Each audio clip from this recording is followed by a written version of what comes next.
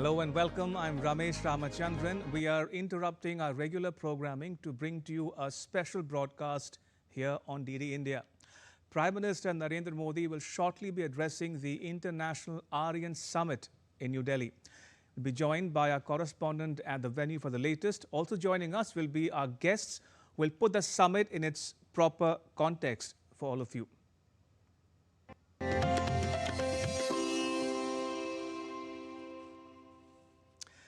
All right, then let's get started. If you're just joining us, Prime Minister Modi is about to address the International Aryan Summit in New Delhi. The summit is part of the Jnana Jyoti festival commemorating the 200th birth anniversary of Maharshi Dayanand Saraswati and 150 years of the Arya Samaj. It aims to honor Maharshi Dayanand Saraswati's reformist and educational legacy and celebrate the Arya Samaj's contributions to education, social reform and nation building. It also aims to inspire global awareness of Vedic principles and its relevance to India's quest for becoming self-reliant and a developed nation by the year 2047. The summit brings together Arya Samaj members from India and around the world, reflecting the universal relevance of Maharshi Dayanand's reformist ideals and the organization's global reach or footprint. It will feature an exhibition titled 150 Years of Service, showcasing the Arya Samaj's transformative journey through its contributions in educational, social reform and spiritual uplift. The summit aims to reflect on the Arya Samaj's worldwide impact in spreading Vedic values, equality and universal brotherhood.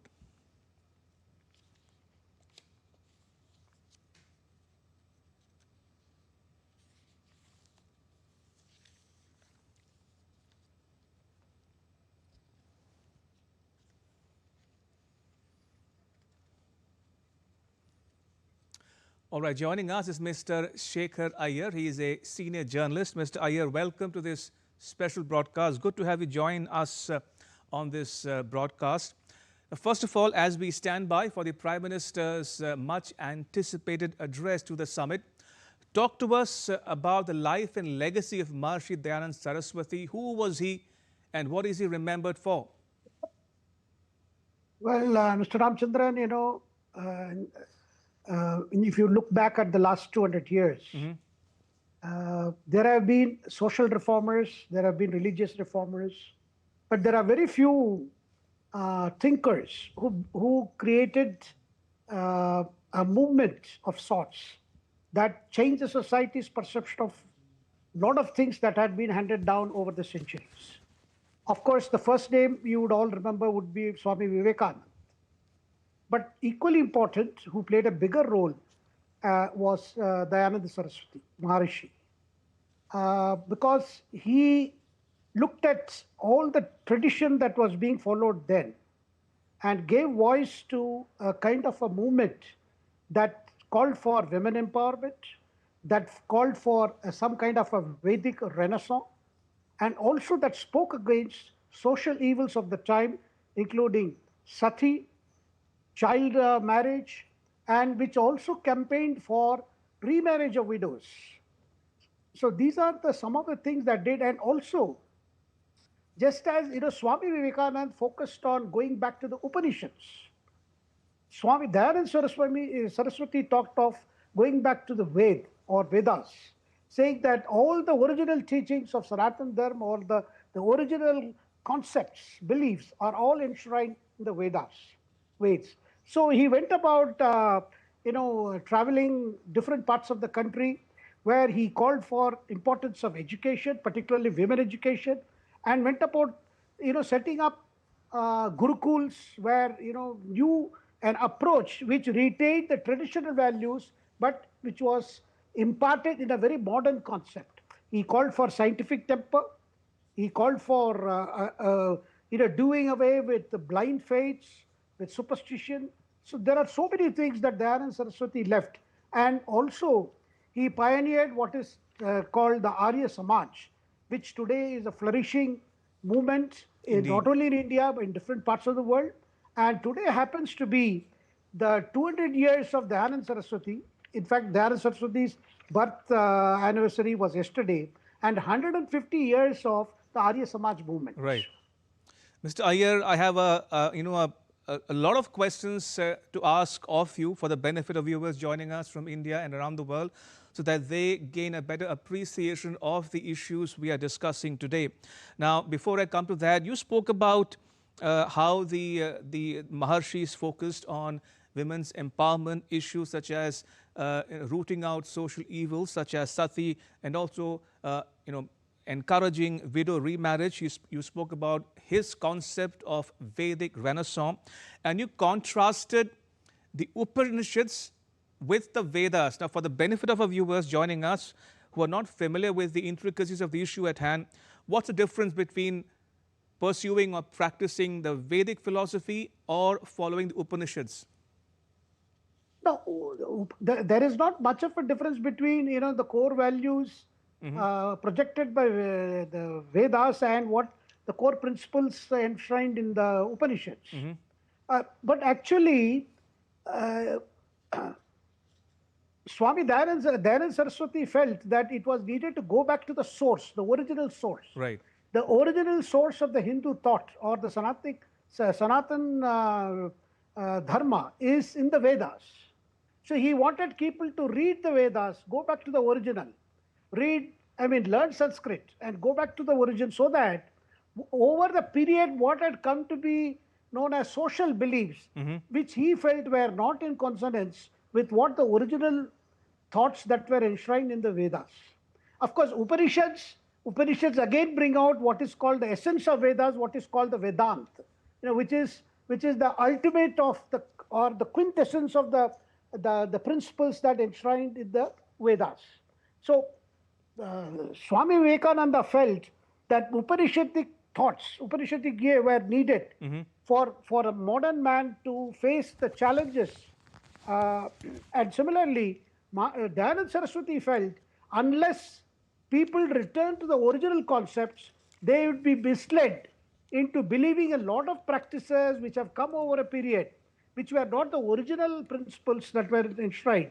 Consequently, they were not following the right way. In a sense, particularly belief in meaningless rituals, believing in priestcraft, believing in superstitions, believing in all kinds of mumbo jumbo. So he wanted, Dayanand Saraswati wanted, these were not envisioned in the Vedas. And he also felt that the original Hindu belief as enshrined in the Ved or in the Vedas was to promote scientific temper. And also, Dayanand Saraswati felt it was needed to protect the environment, the ecology, how man had to be in consonance with the nature around him, because he was also part of the nature.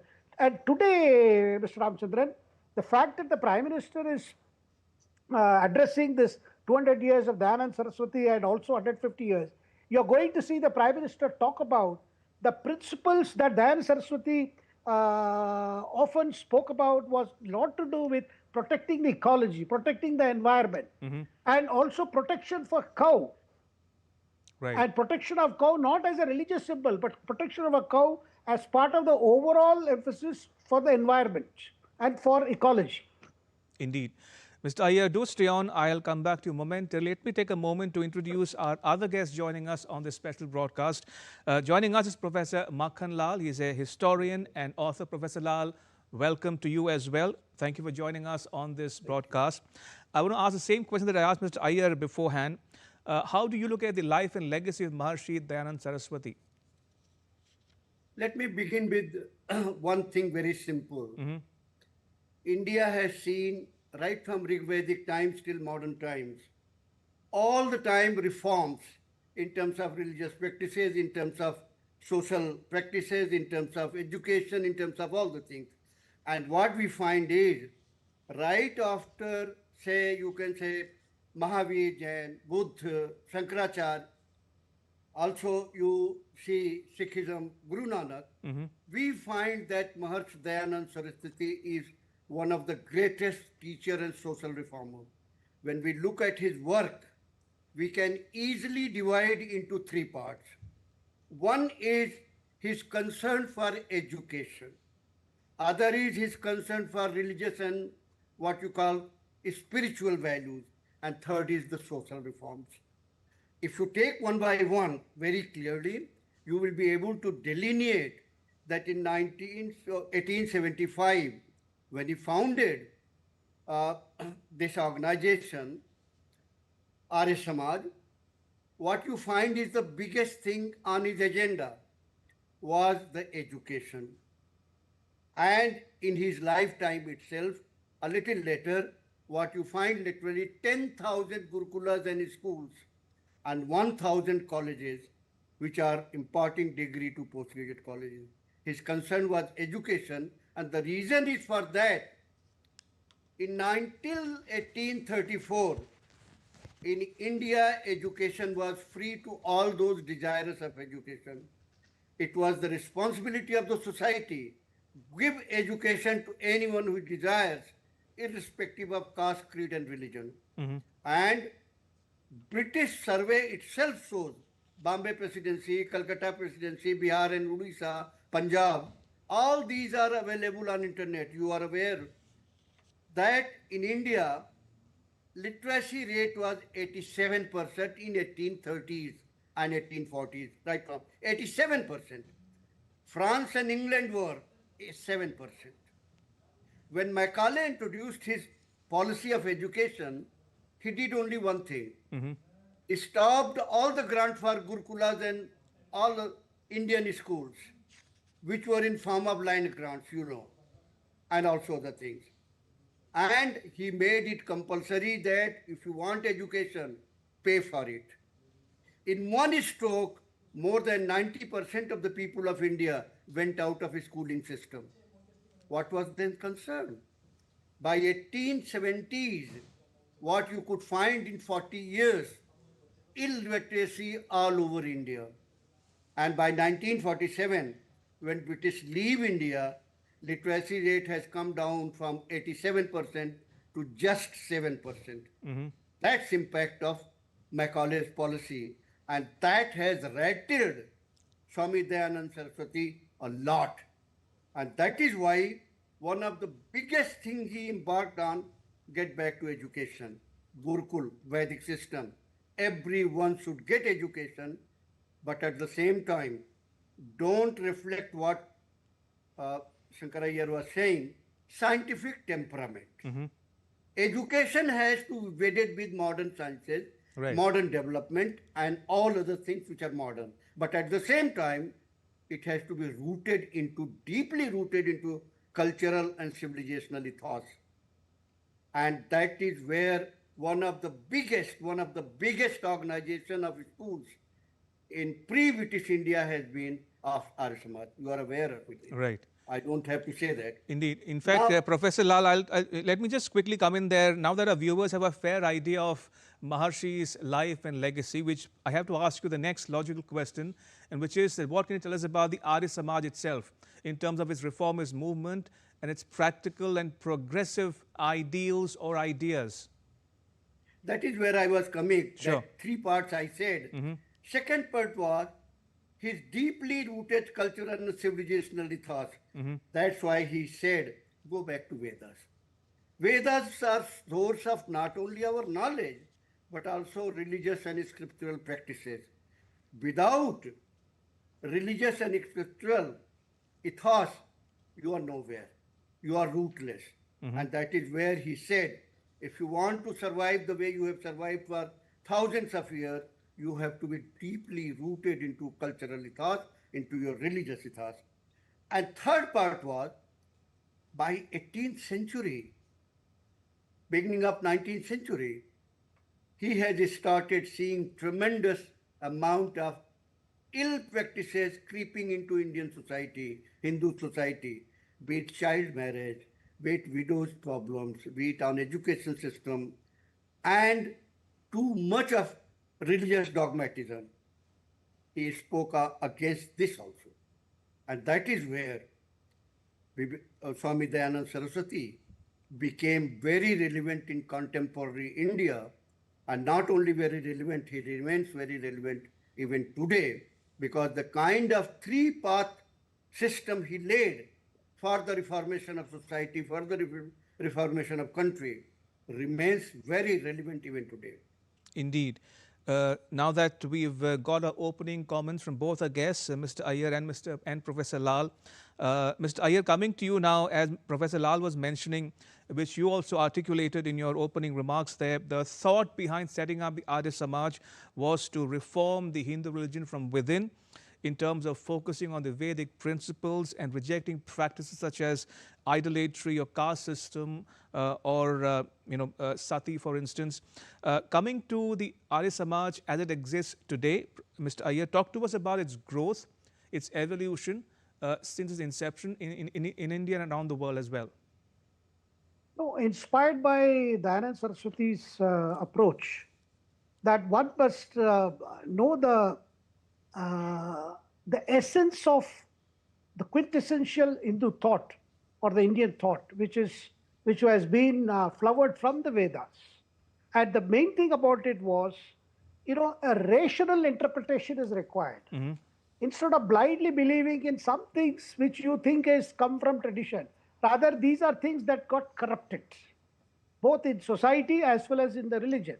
So those practices will have to be done away with so that people get to know the essence of what is our religious thought.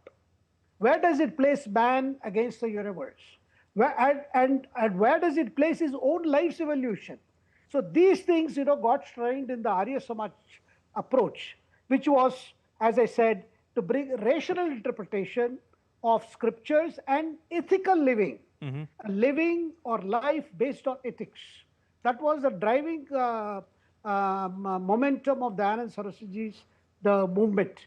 That is why, and along with that, we should also remember, Mr. Ramchandran, that the first person to give call for Swaraj or self-rule was Dayanand Saraswati. Mm-hmm. And he also said, what the Prime Minister has himself now made it very popular and also a driving force behind all our approach is Atmanirbharta. That self-reliance and is also in essence, and Swarajya, self-rule. And the rural base, the village as an essential unit, society at the village level as an essential unit. These were some of the concepts that Maharshi promoted. And also the fact that he opened a number of institutions. Today, the DAV colleges, schools, they are so popular all over India, particularly in the northern states. And he inspired, several other, our freedom fighters, including Lala Rajpat Rai, so many people. Even Bhagat Singh was influenced by Dayanand Saraswati's teachings. So here was one person, and he also gave a call against casteism, which had taken a stranglehold on Hinduism. People were so bound by caste, they could not think beyond it. And somewhere along, Maharshi ensured the revival of humanistic approach, a revival of humanism, I would say, in society, so that people can understand that these are not Hindu practices, these are not the core essence of, when it came to understanding, his spiritual concept was, there is a Paramatman, there is a Jivatma, and the nature, Prakriti. So his concepts were very simple to understand. And that is how, which again, all these ideas were not something he gave, it was not his sort of something which he thought of. These are the essence of what is said in the Ved, whether it is Rig Ved or Yajurved or Samved. So he was very particular that unless people get to the original source and not go by various interpreters who had their own axe to grind and who were, fostering all kinds of things. So he believed in women empowerment. He believed in empowerment of every section of the society. And also he felt without social reforms, you cannot have economic uplift. So that is why today, if he is being remembered on his 200th birthday anniversary or his Jayanti, for this reason, one man from a distant Gujarat managed to shake the foundation of a society that was caught up in all kinds of old beliefs, which did not serve the current purpose. Well said, Mr. Iyer. Point taken there. You make a valid intervention there. If I may take the same point to you, Professor Lal, talking about India's contributions in terms of religion or philosophy. India has given the world a number of saints and philosophers over the decades, over the centuries. Talking about the Maharshi and the Arya Samaj, how popular do you think it has become over the decades in the West, for instance, or outside India? First thing we have to understand, India never founded a religion in the normal sense it is understood. The way religion concept comes in Semitic religion, the way it has been taught, and the way it has been understood in the world has never been part of Indian ethos, has never been part of Indian civilizational values. India's entire belief system, whether if you want to call it belief system, you can call it, but it was all more on the part of dharma, ethics. And that is where, right from Rig Veda up to, you can say, Upanishads, right up to coming up to Gita, hardly there is anything which is not discussed in terms of ethics, in terms of right and wrong, and hardly there is anything which has not been questioned. It's unbelievable, not unbelievable, it is not allowed to question anything in religion. Whereas here in India, everything has been questioned, everything has been discussed, everything has been openly thought about. And the best way to say this about Eisenhower, he was 83, not very keeping good health. A person asked him, went for interview and asked him, you have been so famous, you have been so recognized, so much respected, any regret in life? Eisenhower said, no, sorry, Schopenhauer said, only regret is God gave me less time to study Upanishads. This he said after what? For 40 years of his second part of life, he did not study anything except Upanishads.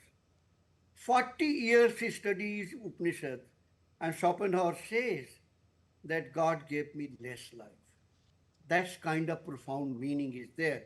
And that is where I always say, please, when we talk about Hinduism, about Vedas, about Upanishads, about Gita, don't call them scripture and don't call them religious books.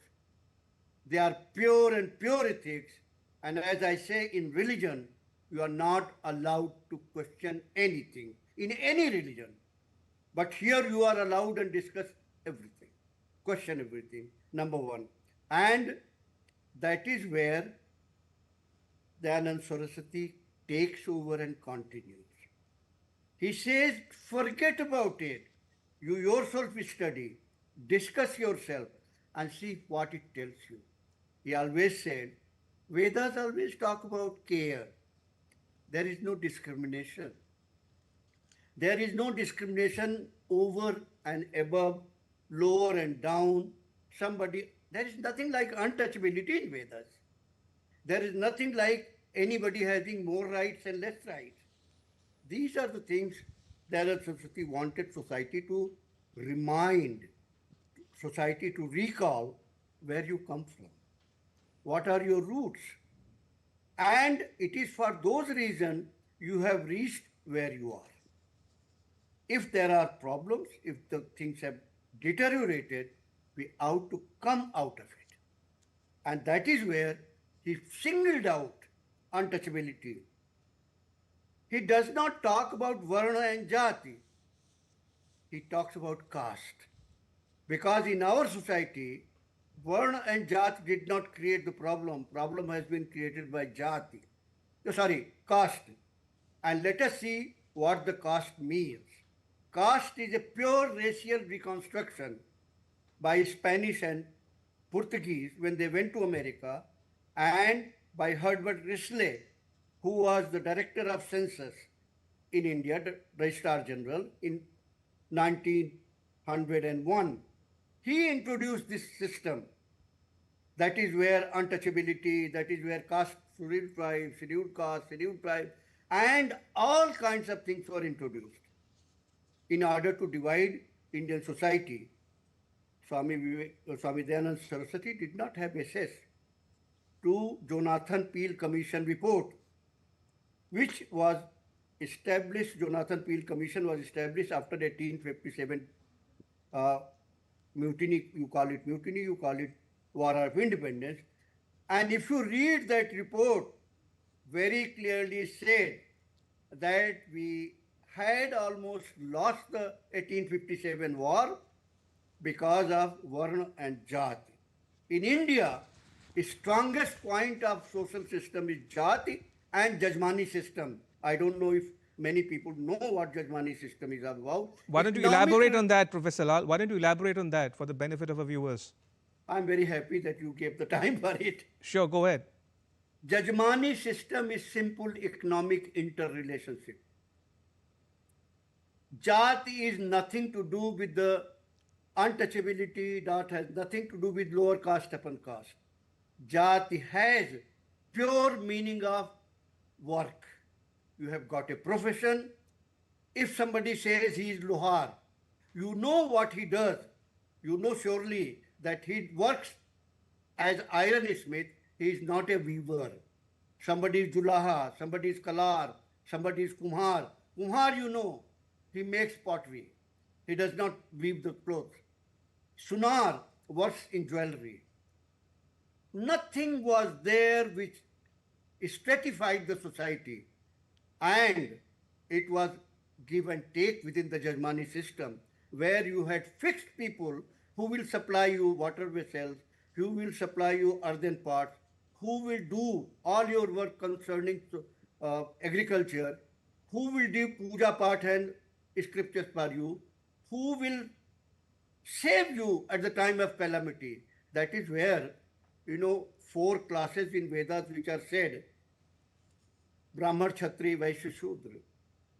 Nowhere in Vedas or in Upanishads it has been said that Brahmanas are at the top, Kshatriyas at middle, this, and nowhere it has been said. All it says is job. Brahmana's job is to educate the society. It does not say that educate your own children and educate only Brahmanas. Educate the society. Kshatriya's job is to save the people from enemies, from outer attack. Vaishya's job is to manage the economy. And Shudra is all about the physical labor. And in Vedas, Rig Veda, there is a mantra. I can take out Rig Veda and tell you exactly which it is, but it has been mentioned several places in my publication. A person says, I am a Brahmin because I teach. My brother is Kshatriya because he is in army. My father is a Vaishya because he does the business of medicine. My mother is Shudra because she takes care of all the homework in the firm. And ahead he says, in this way, all 4 Varnas within one family, we are flourishing. That was the thought. First time you start getting the gradation of the caste in British writing. Because in Peel Commission report, it was 1857, Peel Commission report got submitted in 1860. It clearly says that please work out the division within the Indian society, divide the entire Indian society vertically and horizontally, then only you can see. And you know, we hear so much, divide and rule, divide and rule. You know who gave this mantra? Whose praise it is? 1863, Secretary of State for India writes to the then Viceroy or Governor General, you can say, divide and rule. He writes the complete pro forma. This is how India has to divide it vertically among all the religions, horizontally among the caste and this and that, and make them gradation the way South American society have been graded, upper and lower, this and that. And Indeed. Swami Vivekananda would understand this game. I'm sorry, I don't want to announce, but I have been working on this issue, Varna, Jati and Caste, for the last 7 years, and in 3 volumes are getting ready. Right. And therefore, something which was non-existent till 18th century, 1857, became the mool mantra of Indian society. People forgot Varna and Jati, they came on caste. Now, you ask, as a very highly educated, I respect you, Ramcharan, you ask somebody, caste means Varna or Jati. Let somebody reply. After all, Varna has different meaning and caste has, Varna has different meaning and Jati has different meaning. Caste cannot include Varna and Jat both. Caste cannot include dal and chawal both. Either it has to be dal or it has to be rice. Nobody thinks about these things. I am so happy Swami Dayanand Saraswati realized this game early. Indeed. At that time, there was not so much of literature available. Jonathan Peel Commission report, if I had not laid my hand, I would not have understood so clearly what went on and how the agenda was implemented between 1863 to 1901 report. Unbelievable 50 years of literature. And that is where Dayanand Saraswati could see by intuition that Indian society is being exploited, divided on its fault line. Right. And fault lines were within the society, maybe the child marriage. Child marriage started happening during medieval period. Everybody knows why. There was another problem which was never in ancient India, widow marriage. Widow marriage was always allowed. They were always respected. Most of time widows got married within the family, preferably by younger brother. Preferably. These were, and education, irrespective which class, which creed you belong to. And if you read the reports, Adams' report, Dibona's report on education, these are all available. And one volume I will suggest where you will get everything is Dharmpal's Beautiful Tree. Right. 87% literacy, more than 80% teachers and students belonged to today's so-called scheduled caste and scheduled tribe. Check it, what I am saying. And that book is available everywhere now. Right. The Beautiful Tree. So all this have been discontinued in order to destroy India. And if India was so bad, why everybody was coming here? You are aware of the report of UNESCO. UNESCO had established in 1950s a commission to study the world economy from AD 1 to 1800. And that report has been published. Not a single Indian was there in that commission, not a single Asian was there. And that report said that AD 100 to 1800, India's contribution to world GDP was 36% to 24%. In 1800, India's GDP contribution was 26%. Right. And when British left, it was 1.8%. Indeed. On that rather enlightened note, Professor Lal, may I pause here for a moment and remind the viewers that we are standing by for the Prime Minister's address to the International Aryan Summit taking place in New Delhi. Just to recap for the benefit of viewers joining us this moment, the summit is part of the Jnana Jyoti festival commemorating the 200th birth anniversary of Maharshi Dayanand Saraswati and 150 years of the Arya Samaj that he founded several decades ago. Now, we still have with us our guests, Mr. Shekhar Iyer and Professor Makhan Lal, with us to walk you through the salient features of the topic we are discussing today. And on that point, if I can bring in Mr. Iyer back in the discussion. Mr. Iyer, we've discussed about the past so far, about the Maharshi and his teachings. Looking ahead now to the relevance of Arya Samaj in modern times, if I were to ask you, how can the Arya Samaj and Maharshi's teachings guide India towards becoming one, self-reliant, and two, a developed nation by 2047, as the PM himself puts it? So fortunately, the Narada Maharishi provided that intellectual framework that is needed today. Right. A framework that recognizes our inherent strength. Because today, everyone is talking of need for, reviving our Sanskritic values or the cultural values. So therefore, the first efforts that we are seeing today is to restore pride in our heritage, Right. in Virasat. See, this one has to be very clear about this concept. While we don't want to, take forward all those things that had, pulled us down, at the same time, what is essence to us? What is our values to us? What is our heritage? What has been bequeathed to us in terms of rich knowledge and wisdom over ages, over centuries, that needs to be taken forward. That's point number one. Point number two, Mr. Ramchandran, you will appreciate that this is the time when we are facing tremendous challenge to the environment. Right. And Arya Samaj has been involved in this particular area, the need for protecting environment, need for protecting our ecology, and to be in tune with the nature.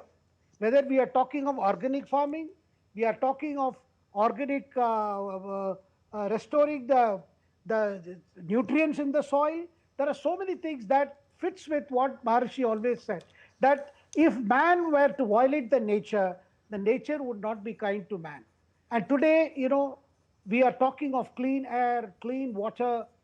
There are so many things that we are talking of, which definitely provides in terms of the values that the Maharshi propounded. See, why is this International Aryan Summit? That's a question. Right. Why it has to be an international? Because this is the time for global awareness of Vedic principles.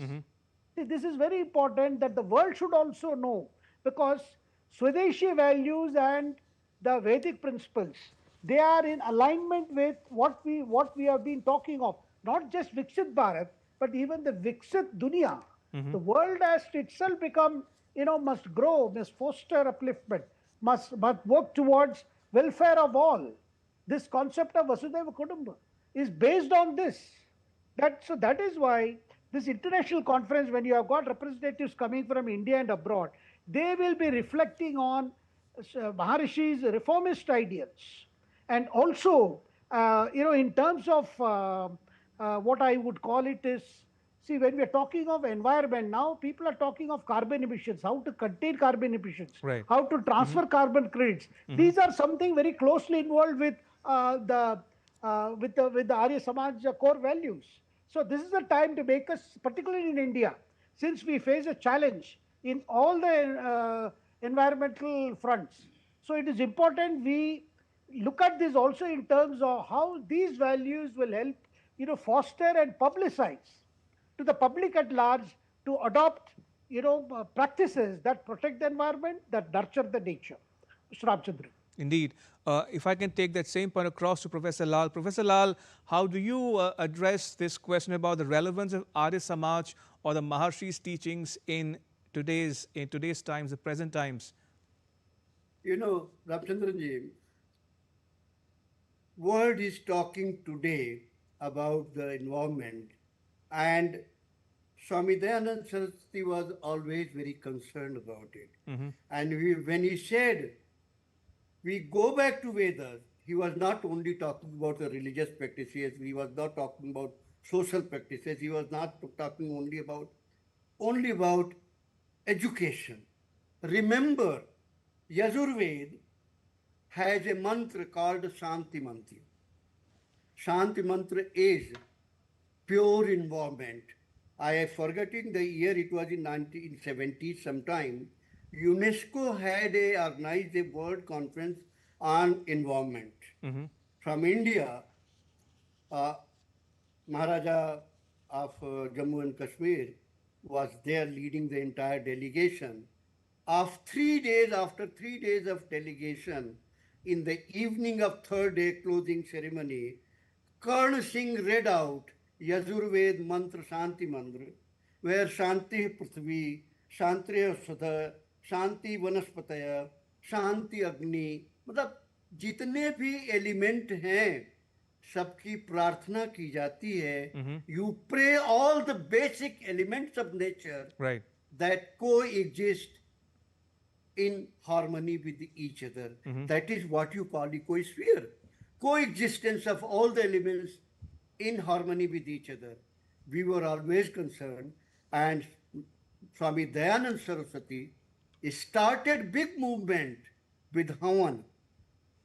Even today, Havan is considered one of the most pavitra, sacred thing to nature. It is very important. I tell you, only a couple of days back, I wrote an article that in this way, if the humans continue killing dogs, killing birds, killing animals, news is a panther has come into human habitation. Question arises whether panther has come into human habitat or humans have gone into the panther's habitat. Who will write this history? In my childhood, in my village, there used to be panthers, there used to be, deers, there used to be hyenas, there used to be wolves. Now, in 50-kilometer radius, there is nothing. In just 50 years, now you don't have even jackals now. Have we moved into their territory or they have moved in our territory?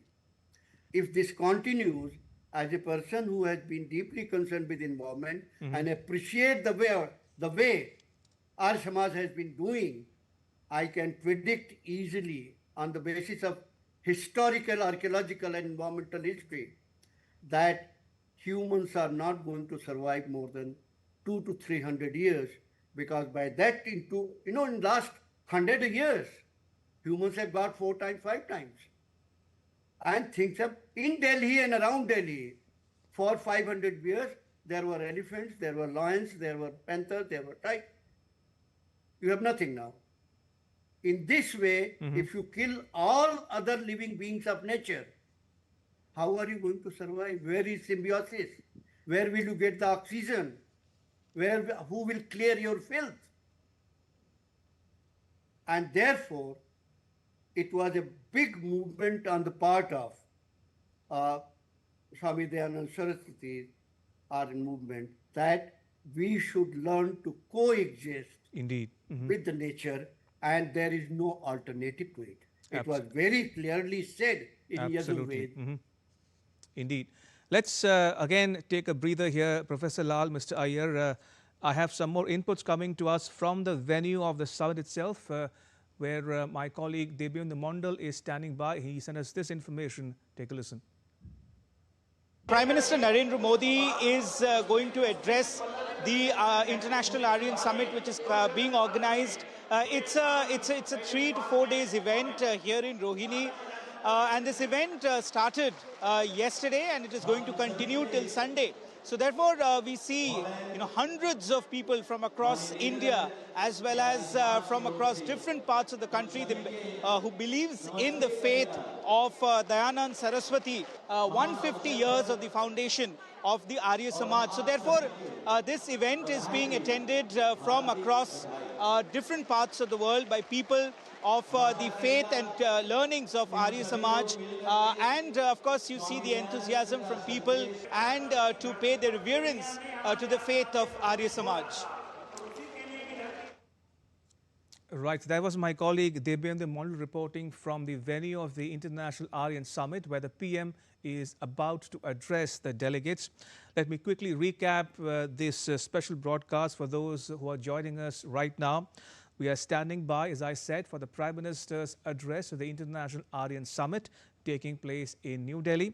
The summit is part of the Jnana Jyoti festival commemorating the 200th birth anniversary of Maharshi Dayanand Saraswati and 150 years of the Arya Samaj that he founded more than a couple of centuries ago. Now, we're also honoring Maharshi Dayanand Saraswati's reformist and educational legacy, and celebrating the Arya Samaj's contributions to the society in terms of education, social reform and nation building. Right, we still have with us our guests, Professor Makhan Lal, historian and author, and Mr. Shekhar Iyer, a senior journalist. Professor Lal, if I can briefly come to you first before I go across to Mr. Iyer. Now, you're yourself a scholar and accomplished author.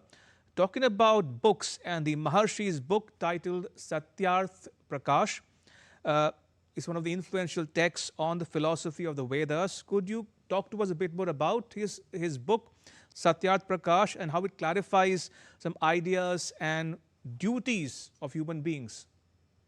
I must confess very honestly, I have not studied much closely and much deeper Satyagraha. I have read it. Right. But what is very important is in Satyagraha, Swamiji talks about the human duties in the light of their modern needs, their modern times, and also how you can deeply be rooted within the cultural and civilizational values. He talks very deeply. Being developed, rooted deeply into values, and without values, he wants that you are almost will be finished. And therefore, he talks in Satyagraha, taking all the time example from Vedas and also Upanishads, all the time reminding you what is right and wrong. In essence, I will say only this much. Surely somebody who has done deep study, Right. as I say, I confess that I have not done deep study. My areas are very different. Right.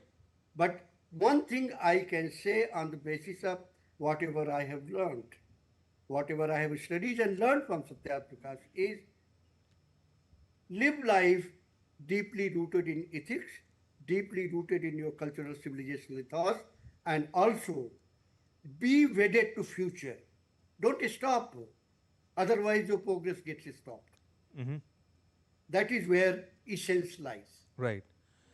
Mr. Iyer, in your opening remarks and on the top of the broadcast, you spoke about Vedic Renaissance. Now, talking about Vedic Renaissance and its relevance to modern times, how do you think, in your personal estimation, use Vedic Renaissance or the Vedic principles to further modern India's goals, be it in terms of economy, international relations, defense and security? In other words, using the ancient distilled wisdom and put them to use in modern times?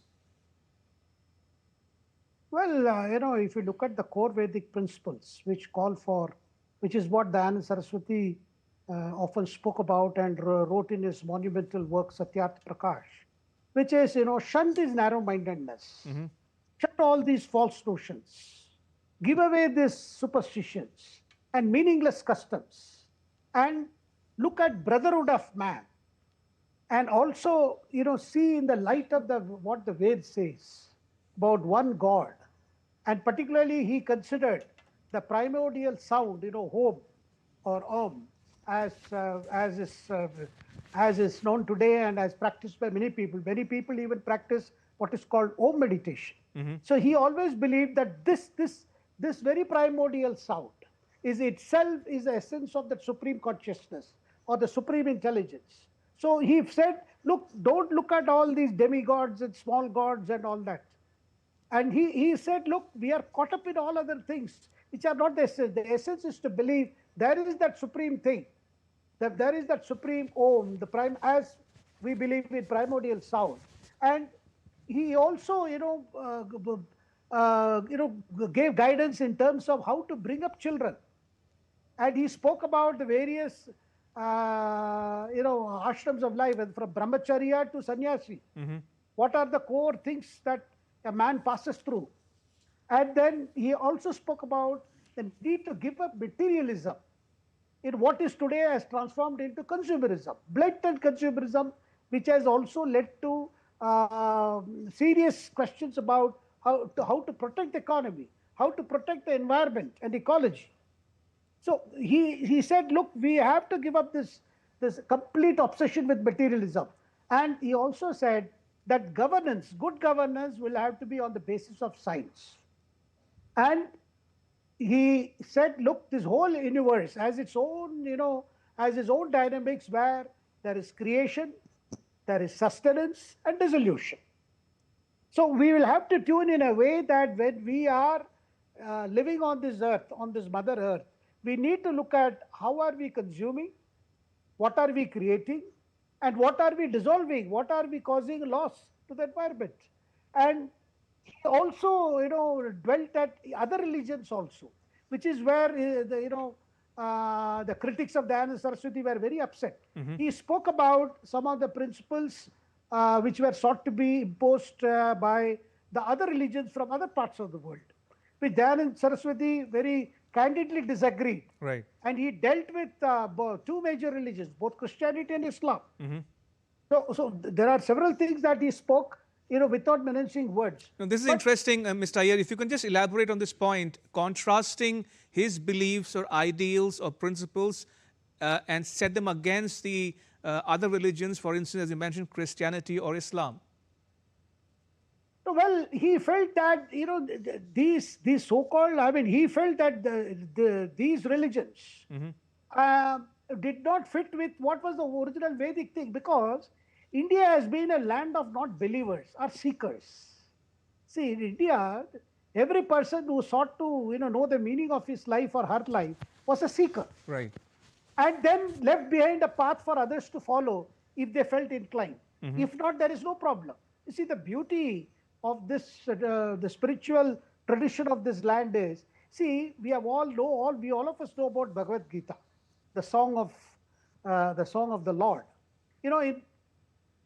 We all know that Lord Krishna gives a complete exposition of the man, universe, soul, reincarnation, karma, and all that. At the end of it all, even after Vishwarupa Darshan, after revealing everything to Arjuna, what does Lord Krishna says? Look, if you believe in it, you follow.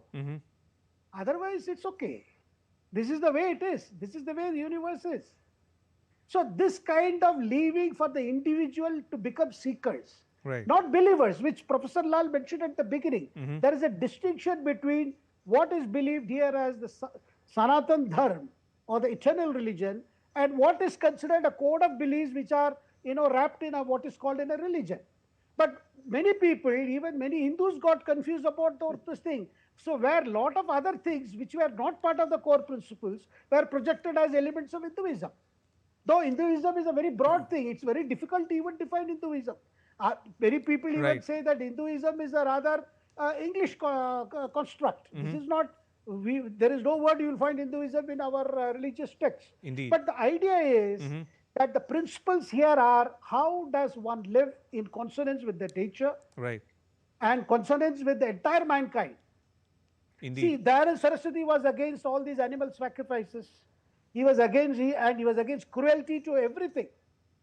Whether it to all aspects of nature, because man has been cruel to the nature, not just to animals and plants, and even to the very ecology.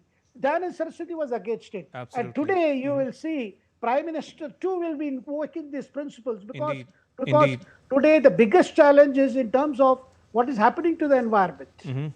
And what is happening, because we have a very consumerist society.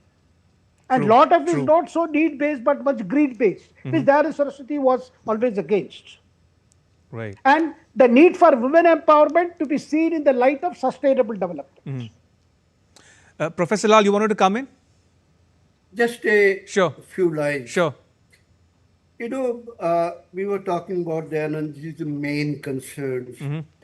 And when he talked about Rigvedic culture, and he talked that we should go back to Vedas, by 1875 he was seeing how the administration is working, how the governments are working, and in what kind of situation general public has been put in.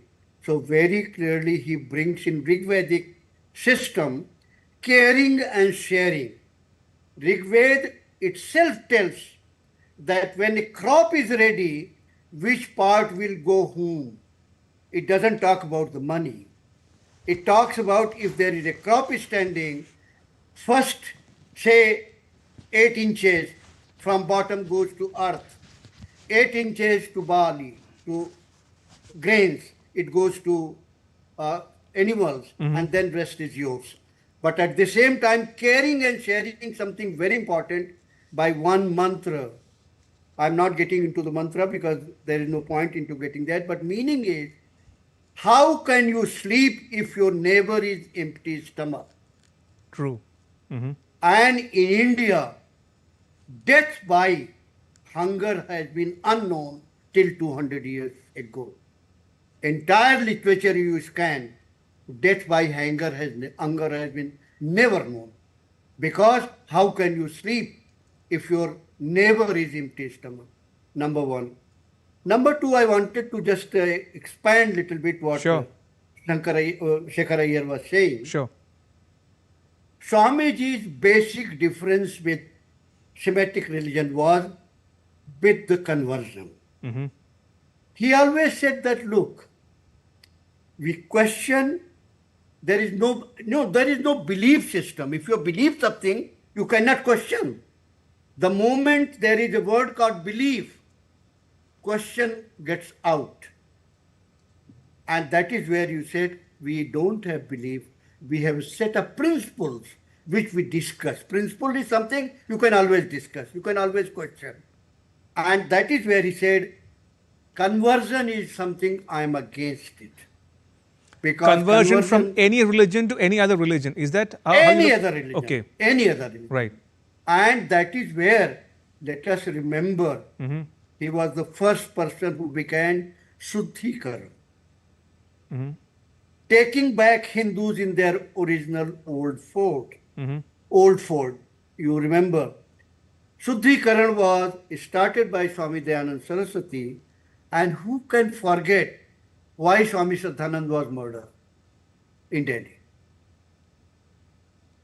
Let us remember honestly, he was constantly warned not to embark on Shuddhikaran and take the Hindus in their fold. Other religious people constantly warned, but Shraddhanand went ahead and paid the price of Shuddhikaran, taking Hindus back into Hindu fold with his life. Its root goes back to there. And he always argued with Hindus that, look, if they have gone there, nobody has willingly gone. There may be some reason, whatever may be the reason, force, violence, greed. If somebody is willing to come back, take it. Large number of people have been willing to come back, even in that time, even today. And we should not forget that this was one of the major. He said, you believe in whatever you want to believe. One man founded something, religion, you believe in that. We don't have belief system of one religion. We question. After all, remember, Ramchandranji, Mm-hmm. those who are atheists, I'm not using the word atheist, those who don't believe in God, Mm-hmm. Charvak. Was Charvak anybody else other than Hindu? जिसको ईश्वर में विश्वास नहीं है वो भी हिंदू है. Mm-hmm. That is the beauty of this society, that you don't have to believe in one God. Though Saraswati said, believe in one God, Mm-hmm.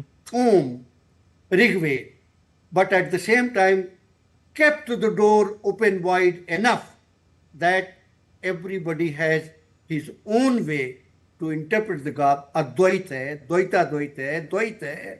You know, otherwise you just, all right, you are Nastik. Nastik is the correct word.